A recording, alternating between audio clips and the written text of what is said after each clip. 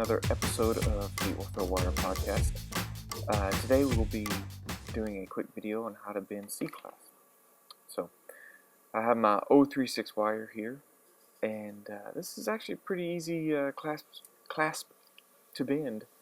And I have my large lab serrated pliers I like to use on 036 and higher size wire, and I just pretty much contour it. Just set it up against the tooth where it touches last. That's where you grab it with the pliers and bend it over. And you see here I try to mark most of my places where I'm going to bend. It just helps me keep up with where I'm at.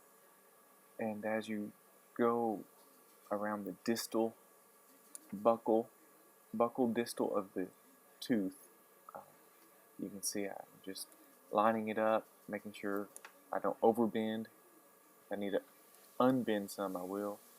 And then I start going upwards, as you can see the gum line slopes upwards.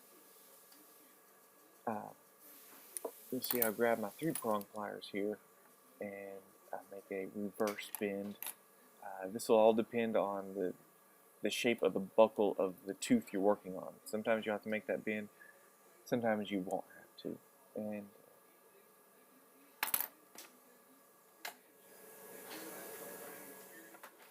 so pretty much you just follow the gum line and just keep the wire right on the gum line and keep holding it back.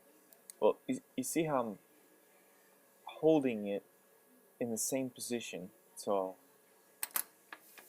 that when I bend it, I'm kind of bending it in the air, but in the same position as it would be on the model.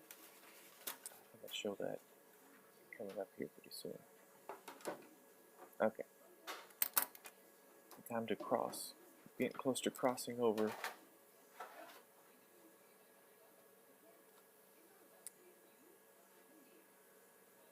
See how I'm kind of just holding it in the same position that it's on the model and just moving my pliers around to help adapt to it.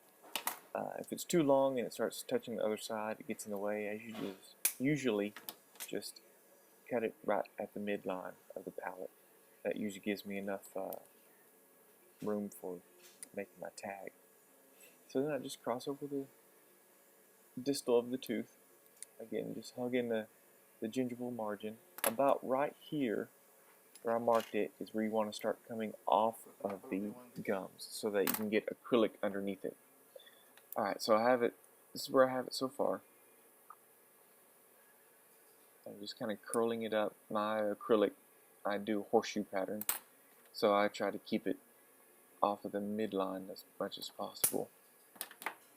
And I always put a little circlet, a little eyelet at the end of my clasp.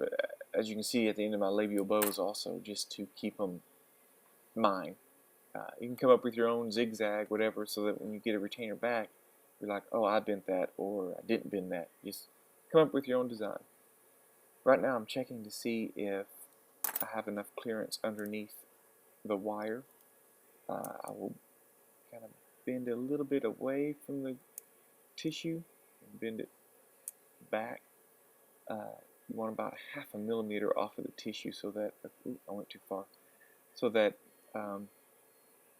there's enough room for acrylic to get underneath there. If it's too close to the tissue, A, you probably won't get enough acrylic underneath there. B, it's going to be very brittle. It'll be easily break and come out of the retainer, and you'll get one mad kid with a retainer and one mad mama.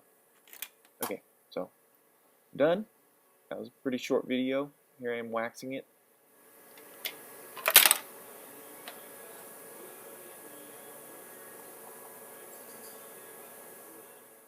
I've also recorded me bending the other side. If you'd like to check that out, I'm starting a new members only section on my blog, designerretainer.com.